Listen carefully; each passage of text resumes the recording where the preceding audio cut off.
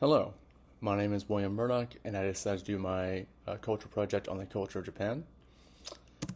The reason I decided to do the culture of Japan is because they are highly foreign to us Westerners. They live in different lifestyle compared to us, and also I recently had the opportunity to go to Japan and spend a month there.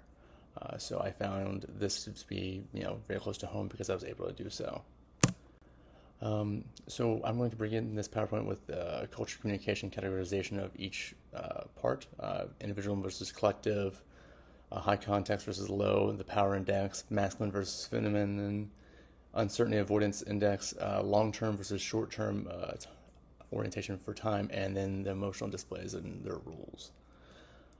To begin, Japan's a very collective culture.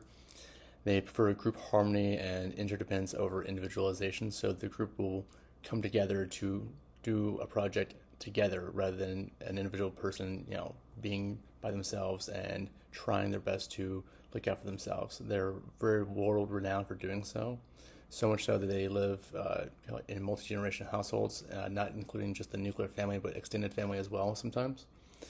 This is moving away from that, or the more as time goes on and evolves.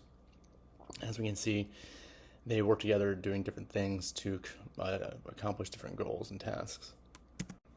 They are a very high context culture versus low context in general, mainly because there's a lot of body language that happens, such as bowing depth, for example.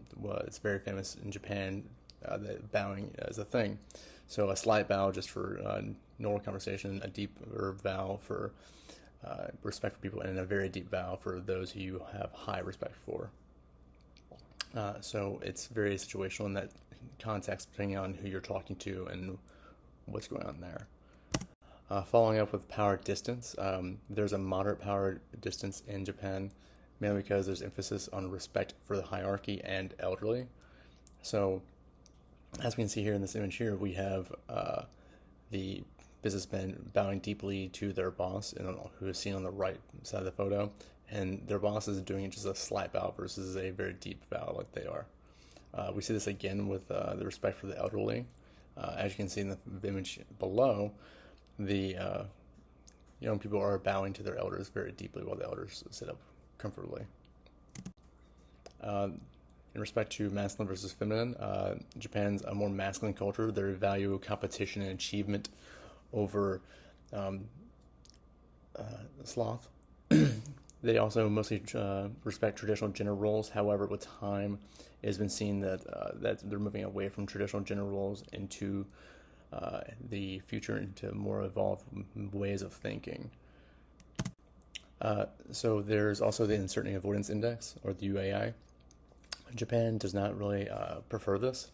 They are very meticulous in planning it with their research, so much so that one of the most famous examples is the Japanese rail system. It is never late, it is always on time, and in fact, from personal experience, it is sometimes even early and gets out of there.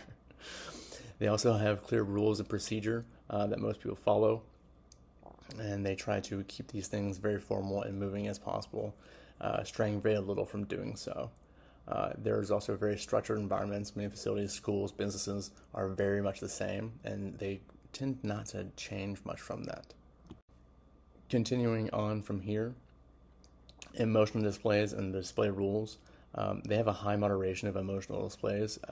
In public, they don't tend to display very much of emotion in public. There's also a lack of display in general of different things, of being loud and noisy. This goes back to the whole group dynamic of believing in the collective and not your individual self. So they try to do their best not to affect any other people in the area or display so much so that they cause a disruption in that time. Finally, long-term versus short-term orientation. The Japanese are very long-term oriented. The culture values patience and sustained efforts towards achievements such as school and business work, and so much so that these are such achievements are believed to be great and to be celebrated, especially when it takes so much time to do so. They've also invested heavily into education and technology. This can be witnessed and observed over time as how much cities like Tokyo has improved over the last 20 to 30 years alone. You can see the education system's improved so much, and so much has the technology-wise as well. This has been my project. Here are my works cited, and thank you very much. Have a great day.